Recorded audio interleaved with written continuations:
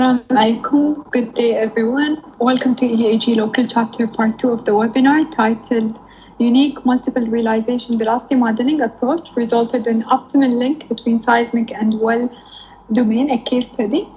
If you're interested in catching up with the Part 1, it's available on our YouTube channel. Thank you all for joining. My name is Munira Al-Awabi and I'll be the moderator for today's session. Just some quick housekeeping items. Please keep your microphone muted throughout the webinar. And if you have any questions, please use the chat box or the raise hand button at the end of the session. So without further ado, let's get started. I'd like to introduce our guest speaker, Mr. Kamran Laiq. He brings over 25 years of experience in the field of GNG, and he worked globally in many companies. Currently, he's a principal geophysicist in SLB Kuwait as a part of SLB KOC with North Kuwait Jurassic Team. So with this, I would like to give the virtual floor to Mr. Kamran. Thank you, Ms. Munira and EAGE Local Chapter Kuwait for a brief introduction about me and for providing me this yet another opportunity to present this my very interesting work. I welcome you all for attending this webinar on behalf of EAGE and EAGE Local Chapter Kuwait.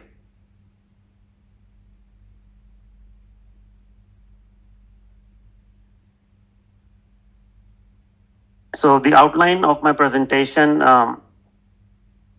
is I'll start with a brief introduction and then I'll go through the different type of data items that I've used or utilized for this particular study.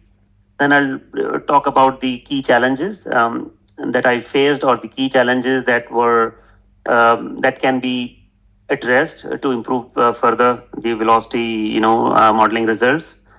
Then I'll go through the velocity modeling workflow, finally the domain conversion results, and then in the end I'll go through the conclusion summary or the recommendations that came out of of this work. So first of all, I go through the introduction. So as we all know, the velocity modeling has always been a challenge, especially at the reservoir level. And similarly, in this North Kuwait project, one of the key issues was velocity predictions at the reservoir level, primarily due to the intercalation of carbonate, anhydrite, and shale layers, which resulted in lateral and vertical velocity anisotropy. Additionally, the various vintages of seismic velocity cubes covering different fields in the North Kuwait study area posed an added complexity or challenge to derive an optimal one consolidated velocity model over the whole entire study area. So in order to address this issue, a multiple realization variogram based. As we all know that velocity modeling has always been a challenge, especially at the reservoir level. And similarly, in case of the North Kuwait project, due to intercalation of carbonate, anhydrite, and shale layers, which resulted in lateral and vertical velocity anisotropy. Additionally, we had various vintages of seismic velocity cubes covering different fields in the North Kuwait study area that created added complexity or challenge to derive an optimal one consolidated velocity model for the entire area. So in order to address this issue, a multiple realization variogram based geostatistical approach was used, which consequently provided a reliable link between the well and the seismic data. So in order to build accurate high resolution velocity models, an iterative process of structural interpretation, velocity modeling or velocity analysis is required. As part of this project, I ended up creating 8 different velocity models, and the idea was to, based on obviously rigorous variogram analysis, and the idea was to, in order to estimate the structural uncertainty and capture the, the velocity anisotropy laterally and vertically. We created 8 different velocity models so that we can define the structural uncertainty over the whole area. So as I earlier said that I ended up creating different number of velocity models and using different algorithms and different layer schemes, which I will going to explain in detail in the slides to follow. So the different algorithms were used basically to propagate the upscaled average velocity property in a 3D grid, primarily in order to check the effectiveness of each of these algorithms for optimal results. And the two key algorithms which were used were sequential Gaussian simulation and moving average. In the end, the sequential Gaussian simulation algorithms was preferred because this type of variogram governs the smoothness of the realization. And for velocity modeling, obviously, we want smoother results. So this particular gridding algorithms was preferred. So the data, as far as the database is concerned, I used, we make use of well data, the calibrated check shots. I mean, we had over 200 wells in the field, but we ended up selecting a good representative 69 wells over the whole area, and we calibrated them with respect to our horizon interpretation and well tops. We also had the seismic velocities, but we had challenges with the seismic velocities that I explained earlier. And we also ended up using the seismic horizons primarily to have the structural constraint to our velocity propagation and in the 3D grid.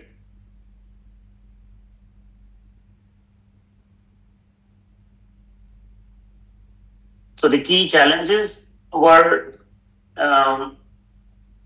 there were missing sections in the sonic log, and so the reconstruction and detailed QC of sonic logs was required for better results.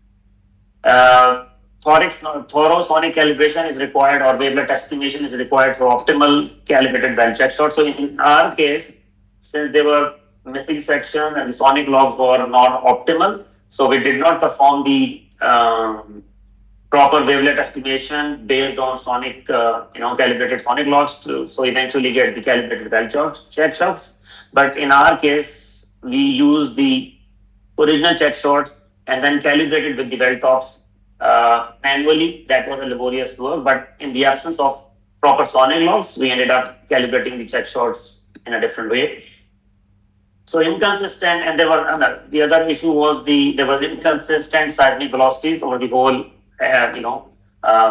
steady area, which is North Kuwait fields. So we have almost 6 fields in the North Kuwait steady area, and each of these have different seismic velocity volumes. So there was inconsistency in the seismic velocities from one field to the other. There were also discrepancies in the well pits for some of the wells, which we did not include in our velocity modeling. Additionally, we also realized one of the challenges was we can further optimize the horizon interpretation especially at the reservoir level on challenging seismic events, such as especially from Najma and below, which is the middle Marat, upper Marat, all these reservoir intervals, using relative acoustic impedance or absolute acoustic impedance volumes to reduce this structural uncertainty, and using this UI interpretation techniques to further optimize this horizon interpretation. Although the horizon interpretation is not directly responsible for the velocity prediction, but it is extremely important to have a better structural model so that when you do the propagation, your velocities are propagated properly in your stratigraphic interval. So now I'll go through the velocity modeling workflow in detail, and then I'll go through the variogram analysis, once I go through in the two slides, which briefly discuss the velocity modeling workflow. So the velocity modeling workflow, as I already said, we utilize well picks, calibrated check shots, and the interpreted surfaces, seismic interpreted surfaces or horizons. So to start with, I created average velocity attribute from the calibrated check shots of 69 wells, converted these average velocities to attributes to logs, created a 3D grid, and layered it with the available seismic horizons for velocity property setup or to incorporate the structural trend in the velocity in the 3D grid or in the velocity propagation. Then I upscaled the average velocity or the average velocity resampled to 3D grid resolution. Also created the V average property based on merged polynomial equation, which I will going to explain later. So we ended up having different polynomial equation, one with the with all zones, one with three distinct velocity trends that we found out in our field, and that I will going to share in the next slides to come. So primarily the horizontal variogram map was used to estimate the velocity anisotropy, angle, and direction. So variogram analysis and trend transformation was performed for two main scenarios. For as I have analysis of all the 11 zones. So when I say 11 zones, these are basically the 12 key horizons interpreted over the whole area. So 12 horizons, we come up with 11 zones. And then separately, I did the variogram analysis for the three distinct velocity zones. Going from Dammam to Minjur, we had, again, that graph or plot is shown in the next slide. So once we have this variogram analysis done for both of these scenarios, then I propagated the upscaled average velocity using this variogram analysis and trend transform using the sequential Gaussian simulation algorithm. And as I mentioned earlier, the interpreted surfaces were used to provide a structural trend to the final velocity model.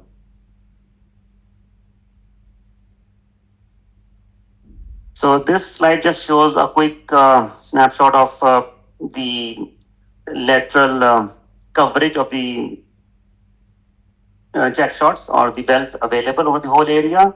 And the right hand side shows all the 12 surfaces that were used in the velocity model.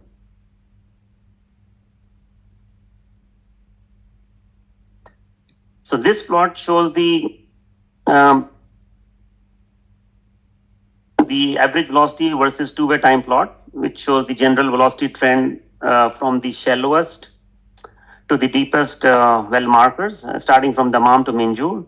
So this trend transform was actually applied based on this plot, which was the trend transform was applied in the velocity model based on this plot, which was used in all zones variogram analysis. So this particular plot shows the data points from the deepest to the shallowest data points. However, this particular plot shows the cross plot between the average velocity and the two-way time, which is filtered on the main well markers used in the model to highlight the three distinct velocity trends present in the area. This trend was used in the three-zone variogram analysis. As I mentioned earlier, the first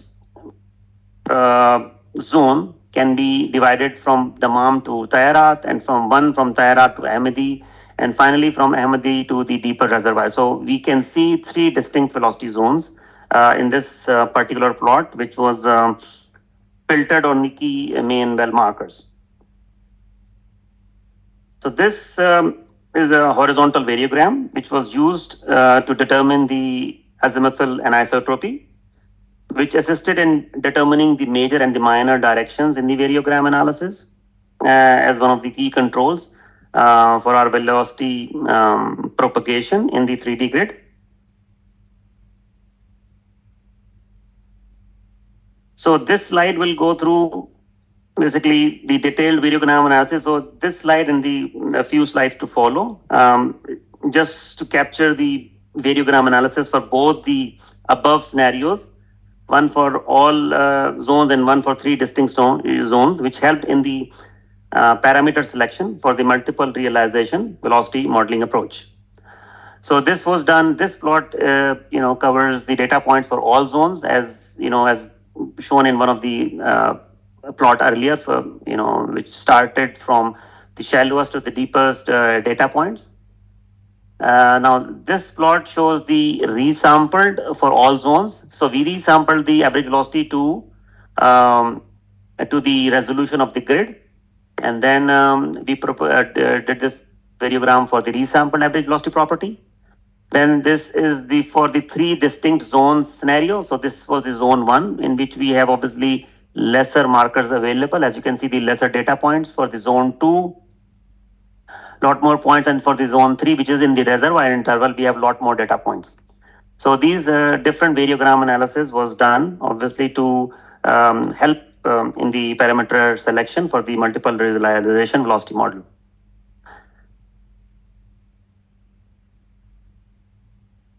So the final velocity model, which was prepared based on the above geostatistical approach that I briefly gone through in the few earlier slide.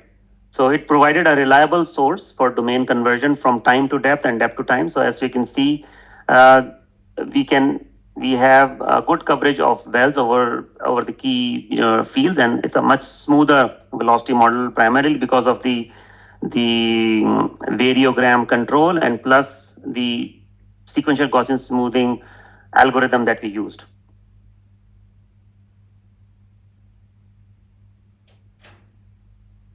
This slide gives you the velocity model comparison of all the 8 different velocity models that we created. So these models were analyzed and based on thorough QC and error estimation. And based on the QC and error estimation, finally the velocity model number 8 was shortlisted and preferred over the other models. So as you can see, for the velocity model number 8, the absolute error for all the horizons after depth conversion is 20 feet. However, the overall range error range goes from 10 to 25 feet. And in our reservoir section, which is HIT and below, the average error is around 20 feet, which used to be over 150 and 200 feet before this velocity modeling was performed. So by applying this or by adopting this geostatistical approach, we managed to bring down the errors from 150, 200 feet to within 20 feet or around 10 to 15 feet. So this was an achievement in a way using this approach, and we came up or we managed to reduce the velocity uncertainty in over the whole area in a drastic manner. So this particular slide shows a thorough comparative analysis and which is demonstrated with the help of and the error maps on the right hand side for all the seismic horizons as part of the depth uncertainty analysis, primarily to understand and define the depth uncertainty based on various velocity models, considering different scenarios. So as you can see, on this slide, I've given the example for 2 of the shallow horizons, which is Dammam and Abdi, and in the next slide, 2 of the reservoir, 2 of the horizons for within the reservoir interval. So as you can see, at the Dammam level, the overall absolute error is around 13 feet.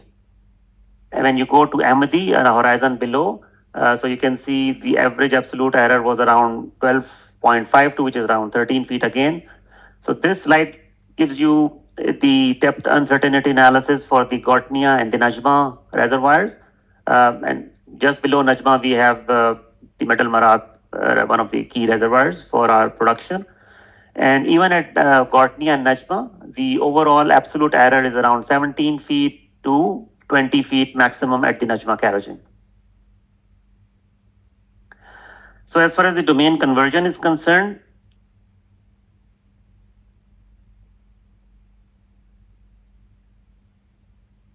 so the basic QC of any velocity modeling approach is that the time to depth conversion results should not be very different in appearance So these maps basically show that the time and depth structure maps before and after well correction are pretty much alike in terms of appearance, which proved that or which basically supplements the validity of this velocity modeling approach. So as you can see, starting from from the right hand side, so this is time structure map. Then we can see the same horizon Gortnia depth structure map without well correction and with the well correction.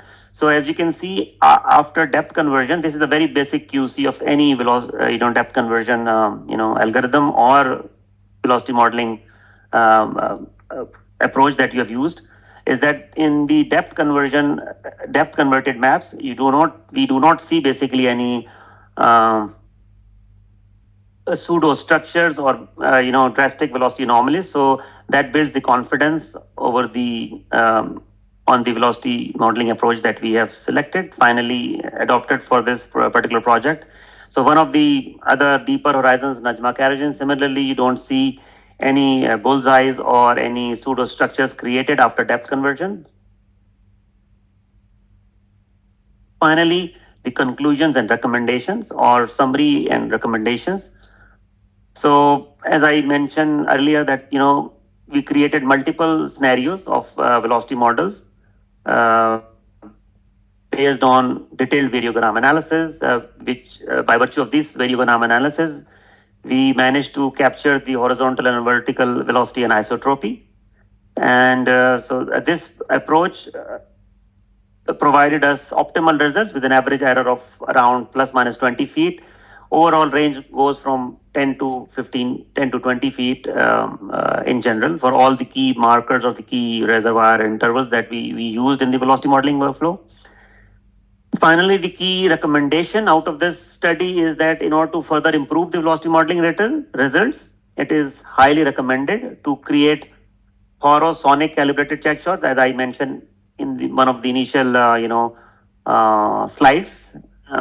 Since these sonic logs were not properly spliced together or not reconstructed, so in the absence of good sonic log data, we did not perform the wavelet estimation, and which eventually could have given us far better calibrated check shots. So this is one of the key recommendations out of this project. So in order to further improve the project, we need to do the wavelet estimation, thorough wavelet estimation to have in order to create the calibrated check shots properly, and in order to further optimize the existing interpretation, we can make use of quantitative interpretation workflow using relative acoustic impedance, absolute acoustic impedance, or other seismic attributes to further optimize the structural interpretation, which can certainly improve our results in terms of structural uncertainty and plus the velocity predictions. So thank you all for listening to this presentation. I hope it would be useful and beneficial for the group and listeners, and I welcome you all. I thank you all for listening to this presentation, and I pass it on the mic to Ms. Munira. And so if you have any questions, you can talk to me, or you can basically raise your hand now, or if you feel like, you can contact me later through the EAGE local chapter Kuwait email address. You can post your or send your queries via email and via even currently at this forum, and I'll be more than happy to answer any questions. Thank you very much. Thank you, Mr. Kamran. Thank you for this interesting presentation and for sharing your insights and knowledge with us today. So please, Mr. Kamran, if you have a question, you can go ahead. Good afternoon, Kamran. First of all, congratulations for giving us such a nice presentation. I got one small question. Sure. In your study, can you hear me? Yes, loud and clear. Yeah. In your study, you use check shot, you use sonic, you use seismic velocity, and because of the way we measure, you remember that there is a difference of 5 to 10% of velocity between each velocity. Then how do you optimize these three velocity to get one result out from your study? Okay, so yeah, it's a good question because I think I did capture in my presentation. But I did mention that we had the seismic velocities, as you clearly indicated or mentioned that seismic velocities are normally the RMS velocities are normally higher than few percentage higher than the well velocities. And because of the inconsistencies of size, although we had the seismic velocities, and I made use of seismic velocities as the first, quick look velocity modeling method, but then we realized very quickly that different fields over the whole entire North Kuwait. We had almost 6 fields, but we ended up having 6 different, or I think 4 or 5 different velocity cubes, and they were inconsistent from one to others. So it was finally decided after thorough QC that the seismic velocities should not be used, and because since we had enough wells, out of 200, I think 70 or something odd wells, we selected 69 wells, and in one of the my slide, you have seen that although 69 selected wells, we had a lateral good coverage over the whole area. So we use only the seismic velocities. We only use the well velocities, and in the areas in the outside the area of well control, we made use of this variogram analysis. So that is how we captured the lateral and the vertical velocity variation in the areas away from the well. Instead of using the seismic velocities, we made use of the variograms only. We understand the uncertainty between the different velocity cubes within the area and the seismic velocity versus the well velocity. So in the end, we just end up using only the well velocities plus the seismic horizon and the well peaks. We did not use the seismic velocities. Thank you. Okay. Thanks a lot, Kamran. Much appreciated. Welcome.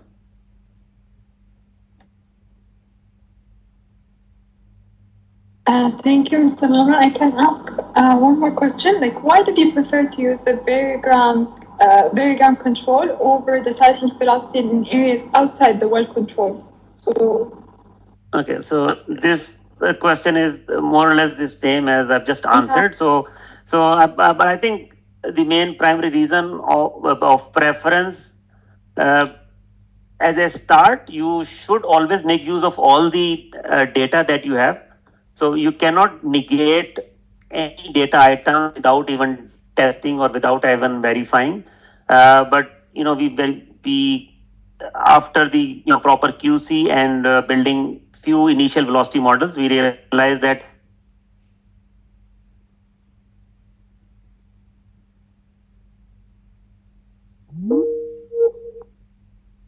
it was done. We had different seismic vintages over the whole area, but because this study was done few years back, but now when I've rejoined this team now, so we have a Western GECO very high resolution seismic that covers all the 6 fields now. So I think this is a good time to basically redo this exercise again with lot more well control, and maybe at this time we have a seismic seismic cube which covers all the fields together. So we may have a one consolidated seismic velocity that may be more usable than which I had available earlier. But to answer your question, obviously, so I preferred the variogram analysis over the seismic velocities because of the inconsistent seismic velocities from one field to the other. Thank you. Thank you. So I don't think we have any more questions. Thank you all for being part of today's webinar. We hope that you found this session informative and engaging as much as we did. So once again, Mr. Kamran, on behalf of EAGE local chapter board members, we would like to thank you very much for sharing your valuable insight and expertise with us. Thank you. Thank you very much.